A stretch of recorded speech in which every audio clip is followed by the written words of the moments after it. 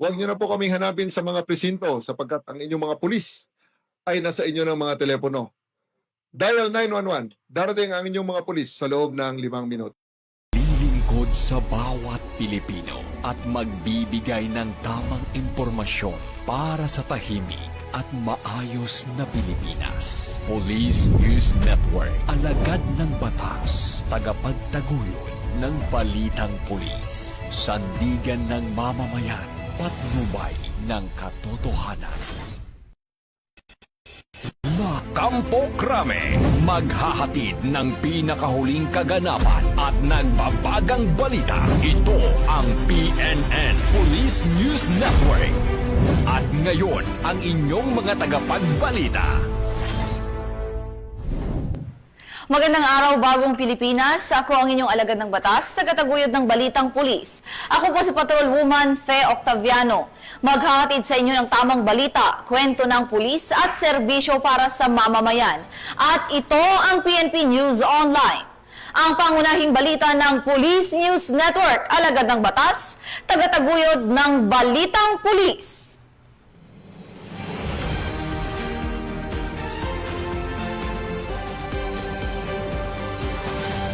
Narito ang mga balitang dapat niyong abangan.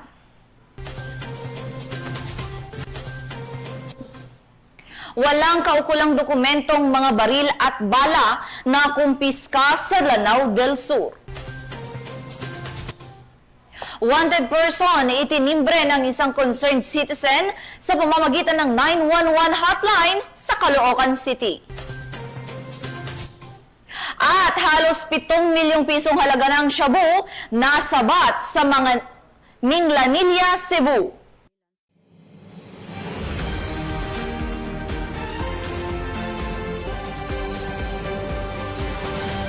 Narito ang mga balitang hatid ng ating PNN correspondents mula sa iba't ibang panig ng bansa.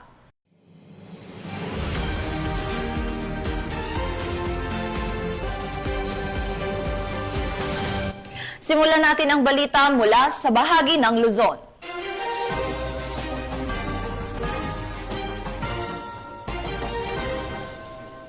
Matagumpay na nagbalik loob ang isang dating miyembro ng komunistang grupo at piniling magkaroon ng maayos na pamumuhay kasama ang kanyang pamilya sa Nagilian, La Union. Police Master Sergeant Marvin J. Romero sa report.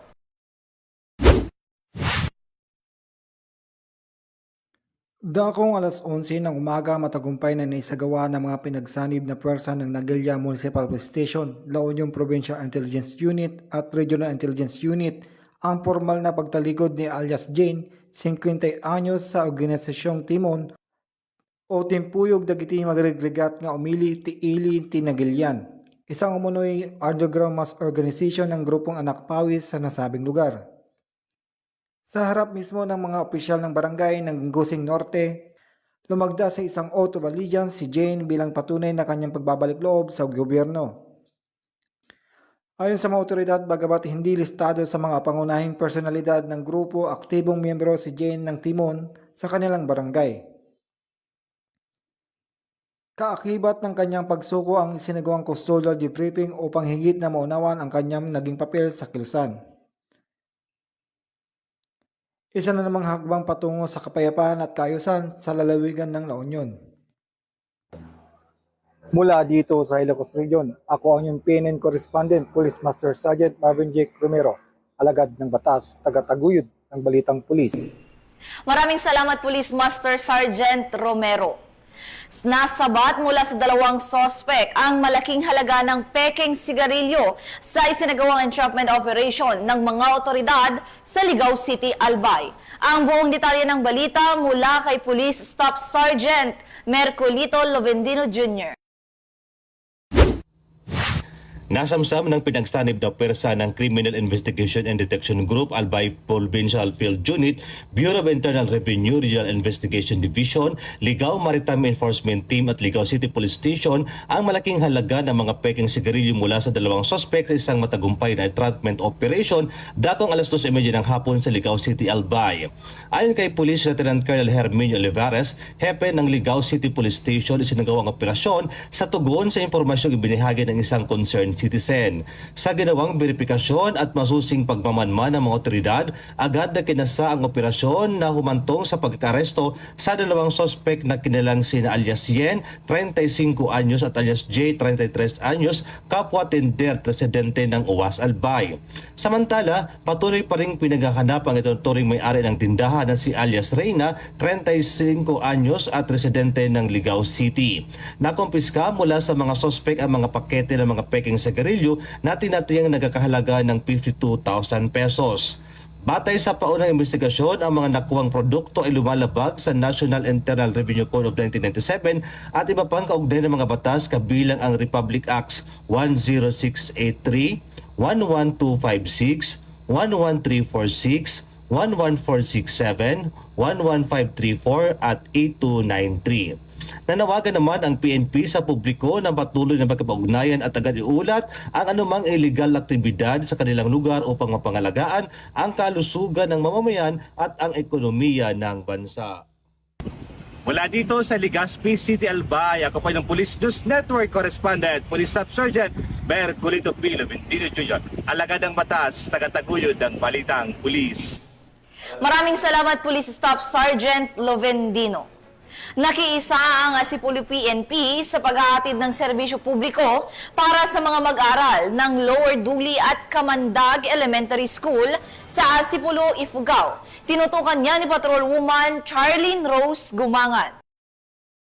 Tunay na malasakit sa paglilingkod sa komunidad at pagtataguyod ng inklusibong kaunlaran. Nakibahagi ang Asipulo Municipal Police Station sa pagdiriwang ng buwan ng nutrisyon sa Kamandag Elementary School at Lower Duli Elementary School sa Kamandag, Asipulo, Ifugao noong Agosto 1, 2025. Ang Kamandag ay isa sa pinakamalayong barangay sa bayan ng Asipulo kung saan pinili ng Asipulo Municipal Police Station na maghatid ng mahahalagang serbisyo at suporta sa mga residente. Pinangunahan ni Police Captain Lorna B. Butak, Acting Chief of Police, katuwang si Police Lieutenant Grace Bumulog, Deputy for Administration ng Asipulo Municipal Police Station, ang mga aktibidad na kinabibilangan ng mga serbisyong hatid ng Asipulo Rural Health Unit tulad ng HPV at HIV testing, mga sesyon ukol sa pagpigil ng krimen at libreng gupit bilang bahagi ng pagtataguyod ng pangangalaga sa sarili at malasakit sa mamamayan. Samantala, nagsagawa rin ng advocacy lecture sa Kamandag Elementary School. Tinalakay ang mga karapatan ng kabataan, kampanya laban sa pambubuli at pangangalaga sa kababaihan at kabataan. Layunin ng mga aktibidad na ito na palawakin ang kaalaman ng mga residente at palakasin ang pagbabantay ng komunidad laban sa iba't ibang uri ng pang-aabuso at banta sa kabataan at pamilya. Mainit na tinanggap ng mga residente ang grupo at taos-pusong nagpahayag ng pasasalamat habang pinuri rin ng mga opisyal ng barangay ang positibong epekto ng aktibidad sa kalusugan, kaalaman at kapakanan ng mamamayan. Muling pinagtibay ng Asipulo Municipal Police Station ang kanilang pangako sa pagtulong sa mga liblib na lugar sa pamamagitan ng tuloy-tuloy na mga programa at pakikipagtulungan sa lokal na pamahalaan at iba pang katuwang ng ahensya upang makabuo ng mas ligtas, maalam at nagkakaisang komunidad.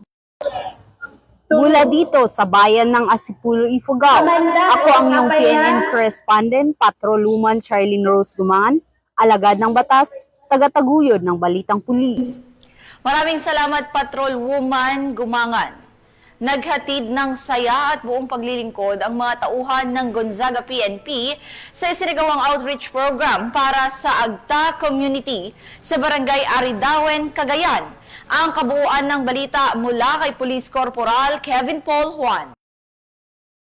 Na nakiisa ang Gonzaga Municipal Police Station sa isinagawang community outreach program para sa Agta Community sa Barangay Aridawen noong 2 ng Agosto taong kasalukuyan. Ang nasabing programa ay isinakatuparan sa inisyatibo ng Campus Student Council ng Cagayan State University Gonzaga Campus sa pangunguna ni Ginang Natalie Isabel Galicia, CSC President, katuwang ang mga tauhan ng PNP Gonzaga na pinamunuan ni Police Senior Master Sergeant Rogin Baklig. Kabilang sa mga naging aktibidad ng programa ang feeding program, pamamahagi ng libreng school supplies at damit para sa mga piling benepisyaryo mula sa komunidad. Nagbahagi rin ang mga kasapi ng PNP ng mahalagang impormasyon ukol sa crime prevention upang higit na mapalakas ang seguridad at kaayusan sa lugar. Layunin ng programang ito na mapatatag ang ugnayan ng pambansang pulisya at ng mamamayan sa pamamagitan ng mga gawaing nagtataguyod ng kalusugan, edukasyon at kapayapaan sa komunidad. Mula dito sa Lambak ng Cagayan, ako po ang inyong Police News Network Correspondent, Police Corporal Kelvin Polwan, alagad ng batas, tagataguyod ng balitang pulis. Juan.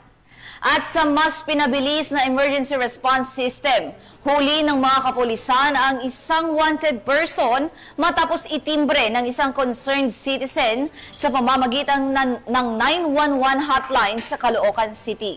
Ibabalita yan ni Patrol Woman Glazel Ann Esperanza.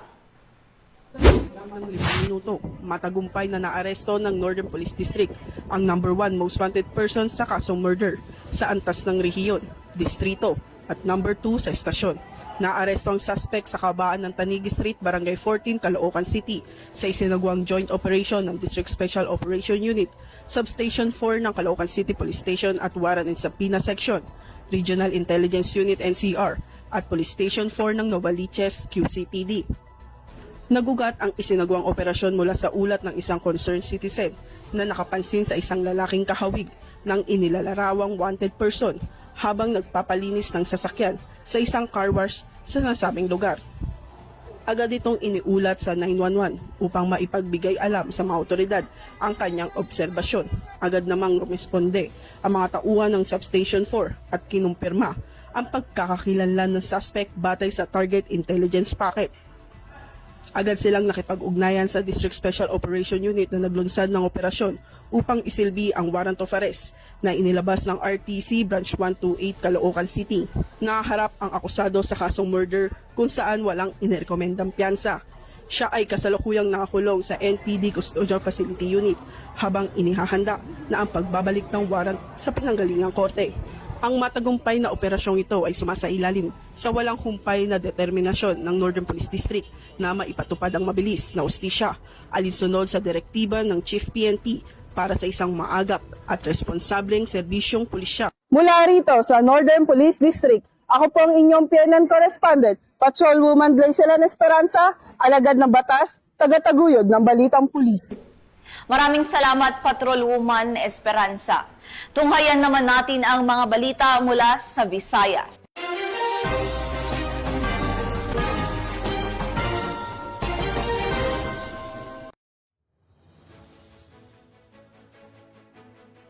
Isang dibdib na inorganisa ng Revitalized Police sa Barangay Team Lanit na ginanap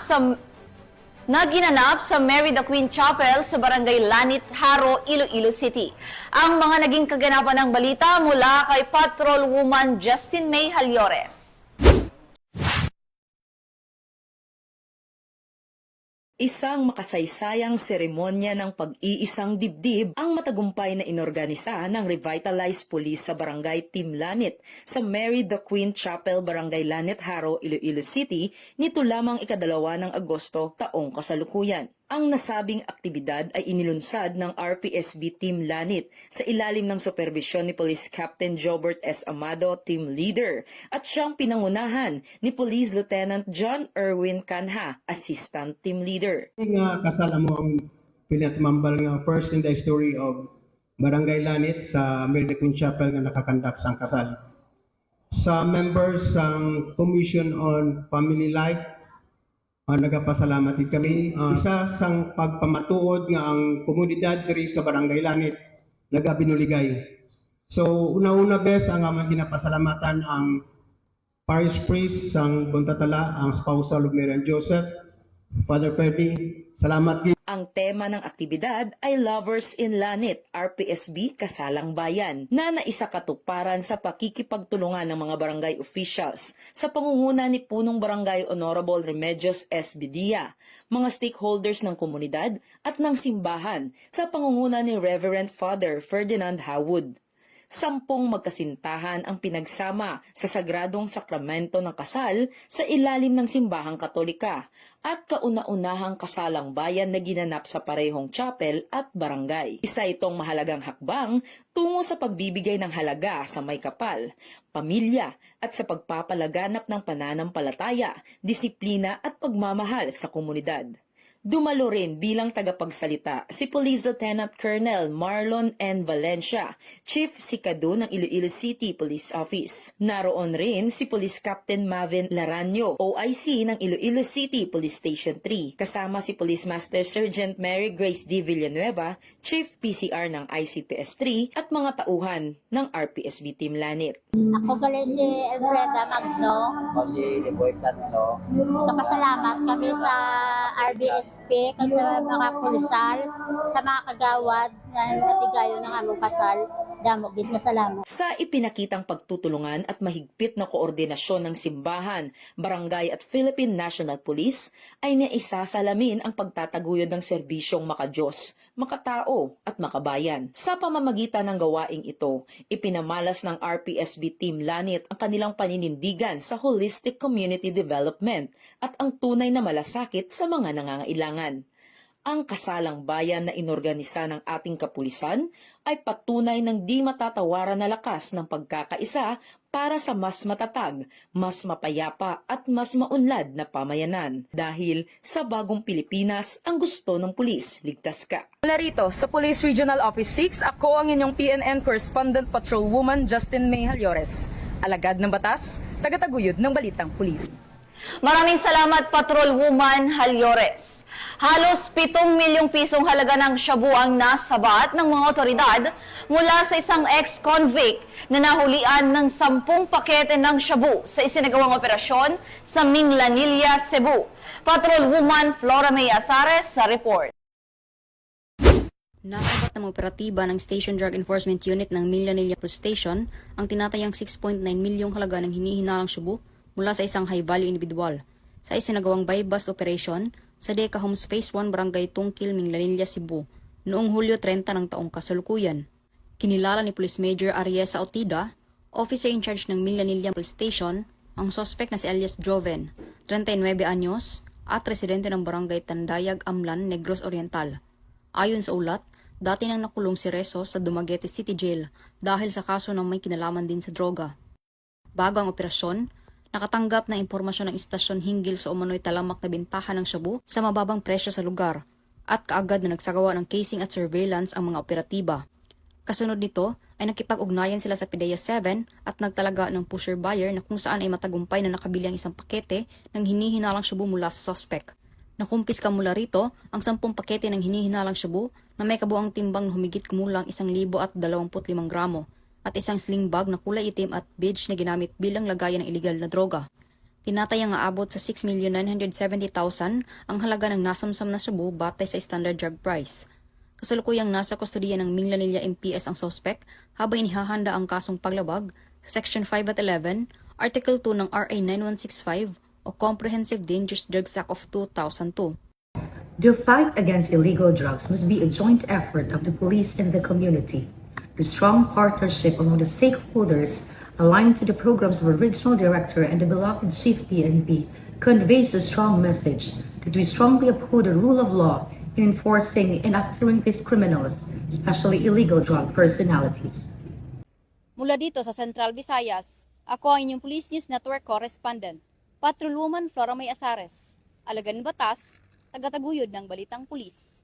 Maraming salamat, Patrolwoman Azares.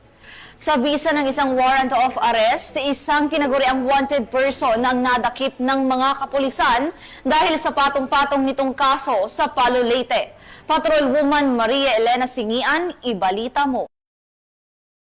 ng mga otoridad ang isang lalaking wanted person na may kasong qualified rape matapos mahuli sa Barangay Libertad, Palu, Leyte. Bandang alas 9:50 ng gabi nang maarestong akusado ng mga tauhan ng Palu Municipal Police Station sa bisa ng warrant of arrest para sa kasong qualified rape na walang inanupendang piyansa. Dinala ang akusado sa Palu MPS para sa kaukulang dokumentasyon at tamang disposisyon. Ang pagkakaaresto sa akusado ay bunga ng masusing operasyon ng ating kapulisan bilang bahagi ng pagsisikap na wakasan ang kriminalidad sa bansa. Dahil sa bagong Pilipinas, ang gusto ng pulis, ligtas ka. Mula dito sa Eastern Visayas, ako ang inyong PNN correspondent, Patrolwoman Singian. Alagad ng batas, tagataguyod ng balitang pulis. Maraming salamat, Patrolwoman Singian. Narito naman ang mga balita mula sa bahagi ng Mindanao.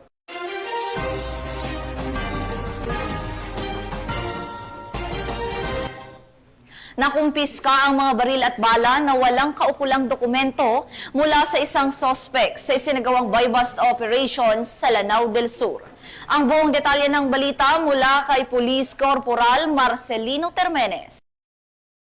Bigay ng tactical na suporta ang 45th Special Action Company, 4th Special Action Battalion ng PNP SAF sa isinagawang buy-bust operation ng Criminal Investigation and Detection Group Lanao del Sur Provincial Field Unit laban kay alias Ashari dahil sa paglabag sa Republic Act 10591 o Comprehensive Law on Firearms and Ammunition Regulation Act sa Barangay Bubong, Puuna, Bayabaw, Lanao del Sur. Nakumpiska sa naturang operasyon ang isang M16A1 rifle, isang HK416 assault rifle na may modified scope, 100 peraso ng 5.56mm na bala, 5 magazine, isang pulang Toyota Revo, at isang itim na jumpable plate carrier vest. Nasa CIDG Lanao del Sur na ang kustodiya ng naarestong suspect at mga nakumpiskang ebidensya para sa wastong dokumentasyon at disposisyon.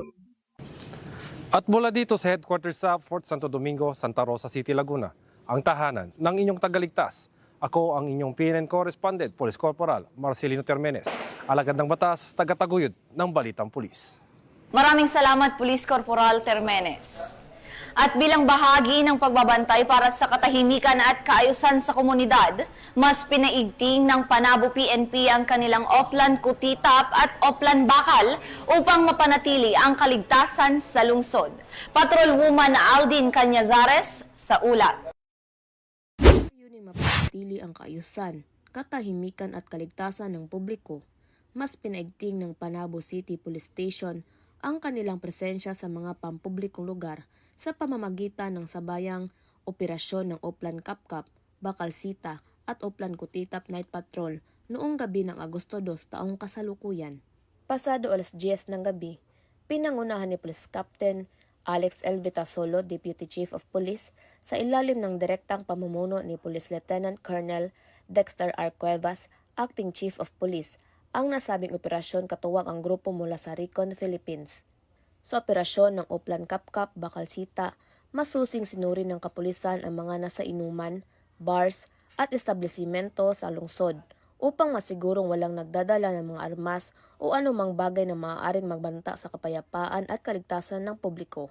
Kasabay ng operasyon ay isinagawa rin ang Oplan Kutitap na siyang lokal na bersyon ng Oplan Sagip Bata, isang inisyatiba na nakatuon sa curfew enforcement para sa mga minor de edad batay sa Executive Number 47 of 2000. Ang Oplan Kutitap ay kinikilala bilang Best Practice Project ng Panabo Police, isang proaktibong programa upang mailayo ang kabataan mula sa panganib ng lansangan tuwing 10 oras ng gabi. Ang mga residente at ilang negosyante ay nagpahayag ng kanilang suporta sa isinagawang operasyon, anilay mas panatag ang loob ng publiko kapag nakikita ang aktibong presensya ng kapulisan sa mga lansangan, lalo na sa gabi. Sa patuloy na pagpapatupad ng mga programang gaya ng Oplan Kutitap at Bakalsita, nananatiling tapat ang Panabo City Police Station sa adikhaing seguridad, serbisyo at simpatya para sa sambayanan. Mula dito sa Police Regional Office 11, ako ang inyong PNN correspondent, Patrolwoman Aldin Cañazares, alagad ng batas, tagataguyod ng Balitang Pulis. Maraming salamat, Patrolwoman Cañazares. At para sa ating huling balita, arestado ang 2 high-value target sa isinagawang buy-bust operation at nasamsam mula sa kanila ang mahigit 300,000 pisong halaga ng shabu sa Cotabato City. Alamin ang report mula kay Patrolwoman Maria Senyora Agbuya. Arestado ang dalawang high-value individuals sa ikinasang drug buy-bust operation na mga operatiba ng Philippine Drug Enforcement Group Special Operations Unit 15 Bar, katuwang ang Cotabato City Police Station 1 sa bahagi ng Masagana Street, Barangay Poblacion 2, Cotabato City, nito lamang Hulyo taong kasalukuyan. Kinilala ang mga naaresto na sina alias Puts 30 anyos, alias Nasser 39 anyos, kapwa residente ng Purok Bulyao, Mother Barangay Poblacion sa lungsod. Nasamsam mula sa mga naarestong sospek ang 3 pakete ng heat-sealed transparent plastic sachet na naglalaman ng hinihinalang shabu na tinatayang may kabuwang bigat na 50 gramo at halagang 340,000 buy-bust money na ginamit sa operasyon. Ayon sa mga otoridad, matagal nang minamanmanan ang mga sospek dahil sa umano'y mga aktibidad ng pagbebenta ng iligal na droga sa kanilang lugar. Samantala, patuloy naman ang investigasyon sa isa pa nilang kasabwat na nakatakas matapos ang transaksyon. Ang mga naarestong sospek ay nasa kustodiya na ng Cotabato City Police Station 1 at nahaharap sa kasong paglabag sa Republic Act 9165 o ang Comprehensive Dangerous Drugs Act of 2002. Patuloy naman ang pambansang pulisya ng Pilipinas sa pinaigting ng kampanya kontra iligal na droga sa ilalim ng Buhay Ingatan Droga'y Ayawan program, katuwang ang iba't ibang ahensya ng pamahalaan at mamamayan upang panatilihin ang kaayusan sa komunidad. Mula rito sa rehiyon ng Bangsamoro, ako ang inyong Police News Network Correspondent, Patrolwoman Maria Senyora Agbuya, alagad ng batas, tagataguyod ng Balitang Pulis. Maraming salamat, Patrolwoman Agbuya. At yan ang mga balitang nakalap ng ating PNN correspondents mula Luzon, Visayas at Mindanao.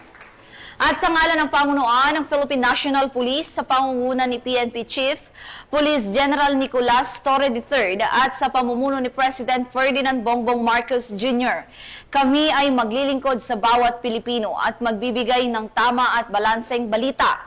Dahil dito sa Bagong Pilipinas, ang gusto ng pulis, ligtas ka. At bilang bahagi ng mas pinabilis at pinalawak na emergency response system, muli naming ipinapaalala ang panawagan sa ating mga mamamayan na huwag niyo nang hanapin ang mga pulis sa presinto sapagkat kami ay nasa inyo ng mga telepono. Dial 911, darating kami sa loob ng 5 minuto. Mula rito sa tanggapan ng tagapag-ugnay ng pambansang pulisya, ako ang inyong alagad ng batas, tagataguyod ng Balitang Pulis. Ako po si Patrolwoman Fe Octaviano, maghahatid sa inyo ng tamang balita, kwento ng pulis at serbisyo para sa mamamayan. At ito ang PNP News Online, ang pangunahing balita ng Police News Network.